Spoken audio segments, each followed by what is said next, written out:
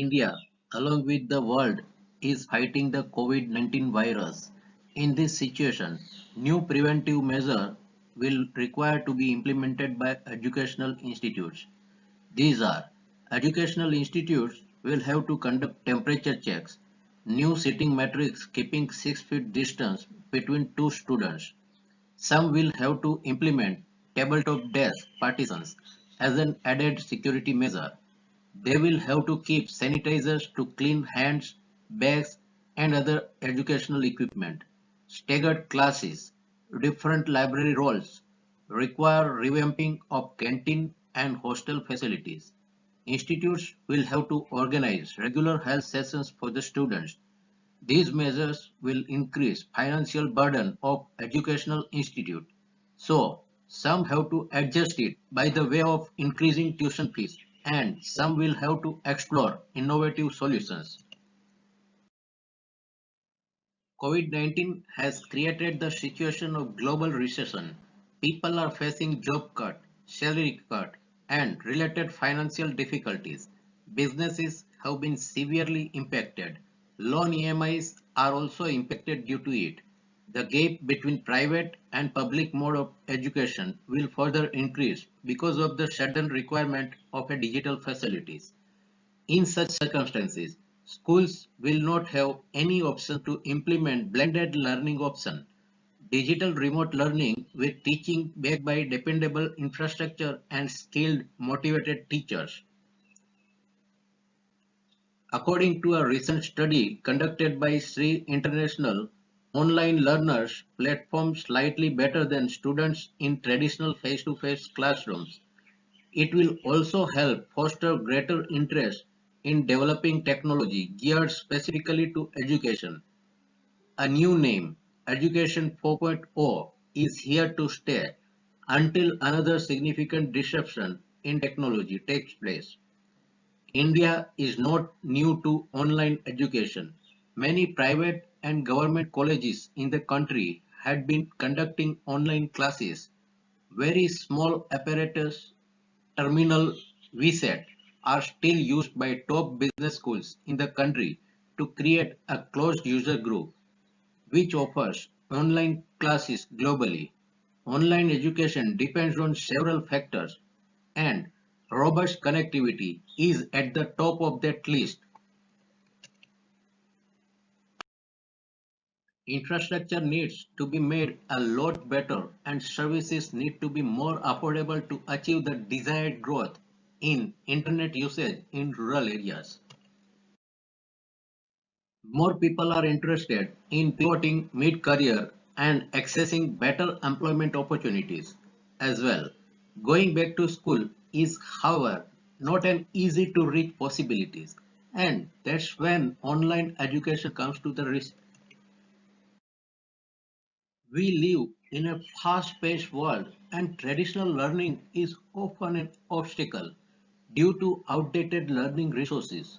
Digital learning makes it possible to update study materials fast and in real time, keeping content fresh and relevant in quickly changing environments. When students are taking an online class, they can be certain the information received is updated to the current climate, whereas in traditional settings, textbooks may still contain outdated, irrelevant content. The benefits of online classes are enjoy a flexible schedule, boost your career advancement opportunities. It's eco-friendly. Your online college credits can transfer, boost your opportunities for classroom subject discussions, join virtual study groups. You can review course materials repeatedly, even if it's 3 a.m. You have access to online course material such as videos, podcasts, written materials to reinforce course concepts and theory you might be stuck on. You can learn at your own pace, helps students stay relevant in quickly changing environments. To ensure that learning never stops, teachers are preparing lessons using distance learning tools and parents are learning new teaching techniques at home. Pew Research Agency carried out research and came out that the internet use is growing rapidly in emerging economies and around a quarter of Indians use social media sites. Internet use is nearly universal in most advanced economies. In the United States, Sweden, Australia, Netherlands, Israel, and South Korea, more than 9 in 10 use the internet, and in emerging economies, about half or more use the internet in every country. But India is lagging in that group also.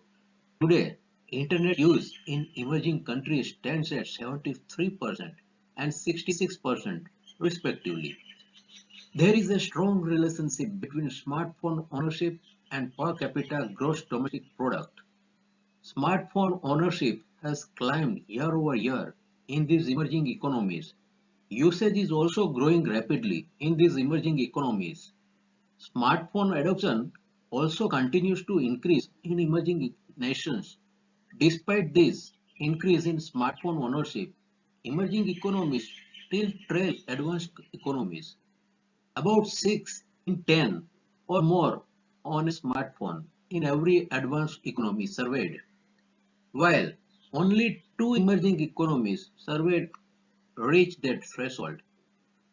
Among emerging economies, rates of ownership range from a low to 24% in India to a high of 60% in Brazil and South Africa. Today, most people who own a mobile phone own a smartphone. But in emerging economies, this was not the case even a few years ago. As recently as 2015, a median of 80% owned a mobile phone of any sort, while a median of only 27% owned a smartphone.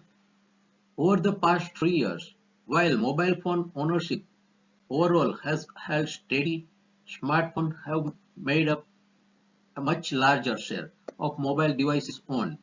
Today, a median of nearly half own a smartphone. Even as smartphone ownership has climbed year over year in these emerging economies, a sizable minority of roughly 1 in 5 has reported not owning a mobile phone of any kind each year since 2013. As per 2016 survey, online education market in India was approximately $0.25 billion, which was expected to rise beyond $1.96 billion in normal situation. But looking to the COVID-19 impact, more and more students and parents are preferring online education over traditional classroom. So the total online business is expected to cross the estimated amount very well. India is the home to youngest people of the world, and any country can make overall progress if its citizens make good progress, and education is the pillar of it. National Program on Technology Enhancement Learning (NPTEL) is a project of MHRD initiated by 7 Indian Institute of Technology: Bombay, Delhi, Kanpur, Kharagpur, Madras, Guwahati and Roorkee, along with the Indian Institute of Science, Bangalore, in 2003 to provide quality education to anyone interested in learning from the IITs. The main goal was to create web and video courses in all major branches of engineering and physical sciences at the undergraduate and postgraduate levels, and management courses at the postgraduate level. Largest online repository in the world of courses in engineering, basic sciences, and selected humanities and social sciences subjects. YouTube channel for NPTEL is the most subscribed educational institute and the most accessed library of educational content in the world.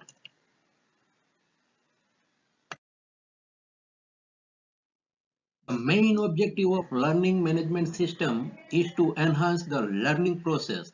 They are used in various scenarios and training services, compliance training, computer-based training, online assessment, collaborative learning, application sharing, and so on. Benefits of learning management systems are streamlined training process, ability to deliver engaging and motivating training, technology leverage, centralized learning, tracking and reporting features, evaluation capabilities, easy upgrades, simplified learning process, reduced cost and time saved, interactive environment, anytime, anywhere learning. E-learning provides an opportunity to students to access the information from anywhere in the world at their ease of time. Institutions' repository can be available for access to any number of students. Students are competitive in the worldwide workforce. Global programs create global citizens. Global students learn what community means. Global students learn to embrace other cultures. There are many key drivers for growth of online education in India.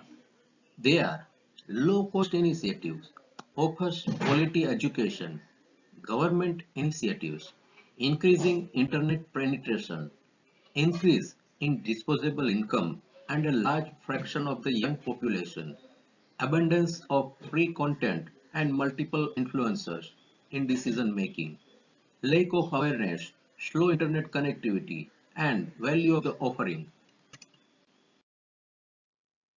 Let's see the benefits of online learning on different fields. Family benefits.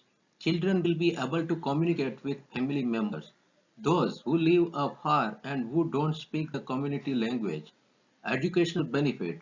Research has shown that bilingual children perform higher on average on tests that involve multitasking, creative thinking, or problem solving.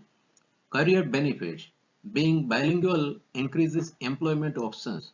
A growing number of industries are seeking employees who speak a second language. Cultural benefits. Bilingual children are usually more adaptable to new environment, meeting new people and stepping out of their comfort zone. Additional language benefits. Once a child learns a second language, it makes it easier for them to pick up any language. Let's see, wasting versus investing time. Wasting, watching Netflix, too much video games, too much social media, comparing yourself, complaining. Against that, investing, video courses, networking, improve or learn skills, build a site, read books. Post considerations, the high expenses of traditional education can often prevent individuals from accessing the academic journey or the career boost they target. A strong advantage of online learning is the reduction in cost. Learning through this mode is fast and easy. So, naturally, a decrease in expense occurs. Other benefits are students learn more, more than they do in traditional courses. Retention rates are higher with online learning. Online learning requires less of a time investment. More frequent assessments can reduce distractions. E-learning is the greener option. HP, wow, vehicle which is a 20-seater computer and IT-enabled vehicle powered by green energy and backed by numerous software suites and cloud integration.